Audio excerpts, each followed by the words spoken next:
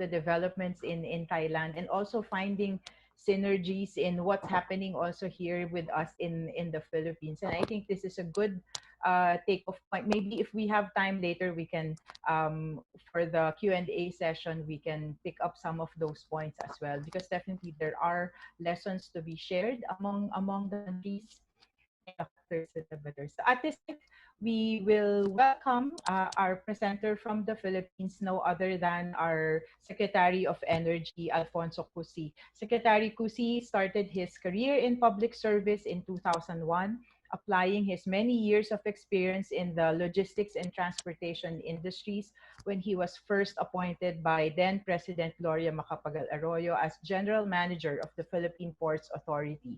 So from the Philippine Ports Authority, he was then moved to the airports as General Manager of the Manila International Airport, and then as Director General of the Civil Aviation Authority of the Philippines, or CAAP, in December 2010.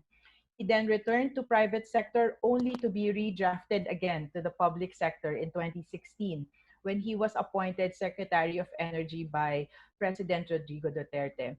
He also currently is the Cabinet Officer for Regional Development and Security, or CORS, for Region 4B, or 𝗵𝗏𝗏𝗏. He is also assigned as Cabinet Member tasked to assist the Rizal Province in fighting COVID-19. Secretary Cusi, the floor is yours, sir. Thank you very much, Attorney Moa, and good morning. Esteemed panelists, members of the ASEAN Energy Community, ladies and gentlemen, good morning. A special greeting to my chairman in the Senate Energy Committee, Senator 𝗏𝗏𝗰𝗏𝗏 𝗏𝗏𝗏𝗏, who earlier made a very detailed presentation and the photos of what is happening in the energy sector. I don't have a slide to present, and just talk about the narratives of what we are doing here, and we'll be ready later on for the Q&A. So I'd like again to acknowledge the ASEAN Clean Energy Week for inviting me to participate in this conference. It is my pleasure and honor to speak today's ministerial talk to discuss the bright prospects of the renewable energy landscape in the Philippines. Amid the challenges we are facing due to COVID-19 pandemic, this event remains timely since the health crisis provided an impetus for the transition towards more sustainable energy resource utilization. There has been global consensus on the resilience of RE in the face of the COVID-19, indicating that despite having this year loom over most of us like a dark cloud, it has been an opportune time for RE. For us in the ASEAN energy sector, the pandemic further presented us with an opportunity to review and align our respective energy policies. In the case of a developing country like the Philippines, I cannot overemphasize the urgency of integrating all viable sources of energy into our power mix.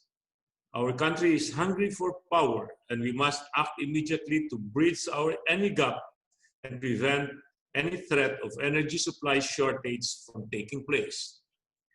Before I delve any deeper, some of you may find it ironic that I still have my reservation regarding the Paris Agreement. This is not because I do not value sustainability. As you will hear from me shortly, there's nothing more important than building a sustainable energy future for us. My reservation, however, stems from the fact that the Philippines is not an instigator of climate change. Rather, our country is among the victims of climate change, years and years of climate injustice brought about by the decisions and economic activities of bigger, richer, and more developed nations that were able to pursue rapid industrialization with reckless abandon. This has left a country like ours at the receiving end of the global consequences of their decisions. We find ourselves at this delicate crossroads of balancing the need to fulfill our energy requirements without sacrificing the future of the coming generations. Nevertheless, while the Philippine Department of Energy has initially embraced a technology-neutral policy, our periodic assessment of our energy requirements is paving the way for innovative adaptations in our strategic policy direction to help us attain energy security. Among our recent policy changes include, number one, opening of our geothermal sector to greater foreign investment, allowing 100% foreign participation in large-scale geothermal projects. Under the third open and competitive selection process, or what we call 𝗘𝗲𝗄𝗃, foreign companies may now be allowed to participate in geothermal exploration, development, and utilization activities so long as these are large-scale, meaning they have a minimum investment cost of about $50 million and are pursued under financial and technical assistance agreement as provided by our Constitution. We also decided a moratorium on the endorsement of greenfield coal-powered power plants. The Philippines needs to move towards a more flexible power mix to help build a more sustainable power system that is resilient to structural demand changes, while being flexible enough to accommodate new, cleaner, and indigenous technological innovations.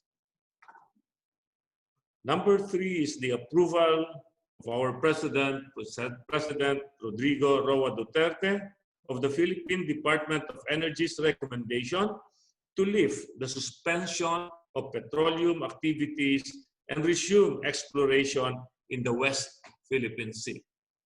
This development would augur well for our economic activity in the midst of the COVID-19 pandemic, since the resumption of work would infuse our economy with fresh investment and help generate high-skilled employment opportunities. As of last year, Philippines still has the highest RE share in the total primary energy supply among the ASEAN countries. Still, I am determined to accelerate the development of our country's indigenous resources. This includes our push to transition from oil-based technology towards cleaner energy sources such as LNG to foster sustainable economic development. And as we continue recalibrating our energy policies to fit our energy goals, I am confident that there would be broader opportunities for RE to figure even more prominently in our country's energy future. Ladies and gentlemen, the administration of President Duterte is shaping a Philippine energy sector that focuses on energy security, reliability, and resiliency. To achieve our vision, I just approved the updated Philippine Energy Plan 2018 to 2040, which contains the necessary adjustment that we have to make because of recent global developments, including the impact of COVID-19 pandemic on the energy sector. Under this new PEP, additional capacity that we need by 2040, under the business as usual scenario, would be 71,817 megawatts. Under the clean energy scenario, it will be 75,325 megawatts.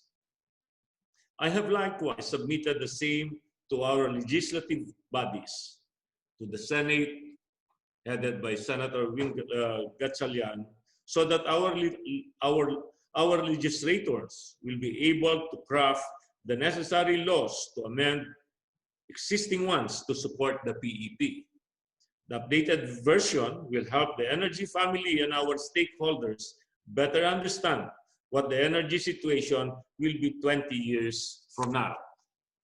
The updated version, which I say is sustainable and strategic, embodies a clear set of objectives, namely, One, increase the production of clean and indigenous sources of energy to meet the economic development of the country. Number two, decrease the wasteful utilization of energy through the use of energy efficiency tools and strategies. A law has been passed on this already, as articulated by Senator 𝗬𝗏𝗍𝗏 earlier. And number three is to ensure the balance among the provisions of reliable and reasonably priced energy services, support for economic growth, and protection of the environment.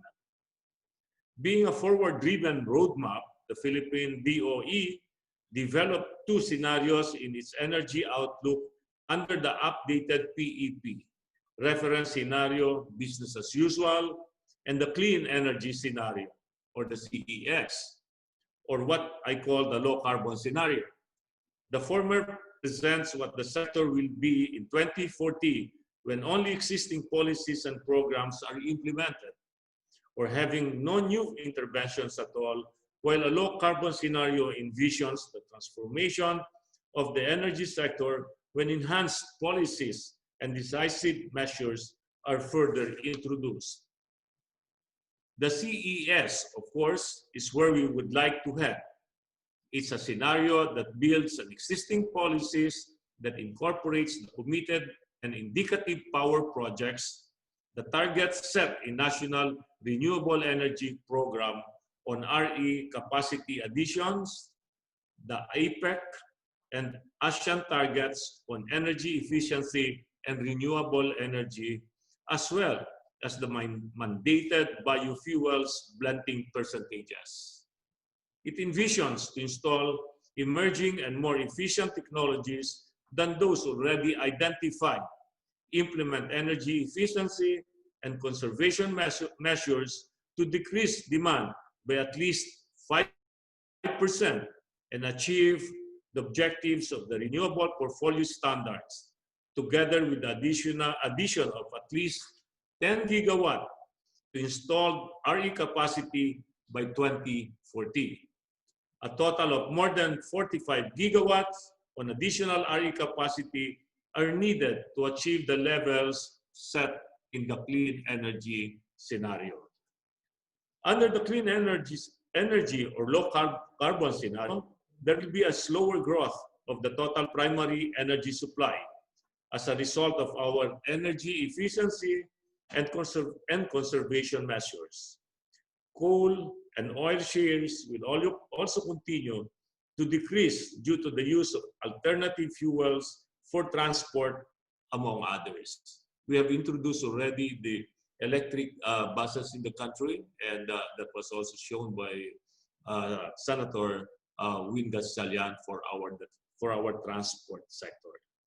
This also translates to a power generation mix that shifts from being coal-centered to one where RE, natural gas, and other emerging clean energy technologies will have increased shares.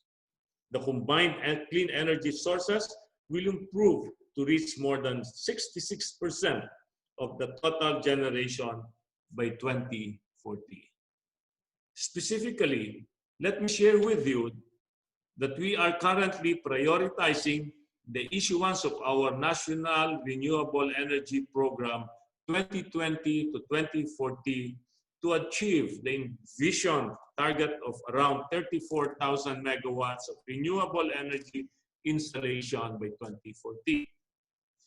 For the remainder of my term, which is coterminous with President Duterte in June 2022, I'm fully committed to faithfully implement the Philippine RE law, which was passed in 2008 under a different administration. Towards this end, I have ordered a periodic review of the law to see where we are in terms of implementation and find stronger ways to promote our indigenous renewable energy sources. Ladies and gentlemen, the Duterte administration is actively pursuing all these initiatives, especially the opening of our energy projects to foreign capital so that we can ensure a future that is greener and sustainable. As I have mentioned at the start of my speech, our periodic assessments of our country's energy requirements has paved the way for innovative adaptations in our policy directions. This shift in our policies are meant to ensure the attractiveness of the Philippines as an energy investment destination. The success of our energy program will not be realized unless the private sector will be solidly behind us.